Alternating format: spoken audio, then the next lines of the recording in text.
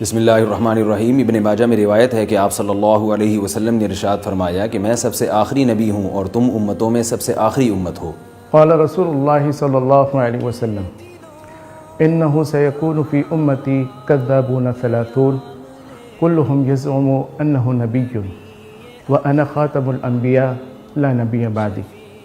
رسول اللہ صلی اللہ علیہ وسلم نے ارشاد فرمایا کہ عنقریب میری امت کے اندر 30 بڑے بڑے جھوٹے پیدا ہوں گے، ان میں سے ہر ایک کا دعویٰ ہوگا کہ وہ نبی ہے، حالانکہ میں نبیوں کا ختم کرنے والا ہوں، میرے بعد کوئی نبی نہیں۔ سنن دارمی کی روایت ہے، رسول اللہ صلی اللہ علیہ وسلم نے ارشاد فرمایا میں رسولوں کا پیشوا ہوں لیکن کوئی فخر نہیں، میں خاتم النبیین ہوں لیکن کوئی فخر نہیں، میں روز قیامت سب سے پہلے سفارش کرنے والا ہوں، سب سے پہلے میری سفارش قبول کی جائے گی لیکن کوئی فخر نہیں۔ ترمذی شریف کی روایت ہے، ہمارے نبی حضرت محمد صلی اللہ علیہ وسلم نے فرمایا اگر میرے بعد کوئی نبی ہوتے تو وہ عمر بن خطاب ہوتے۔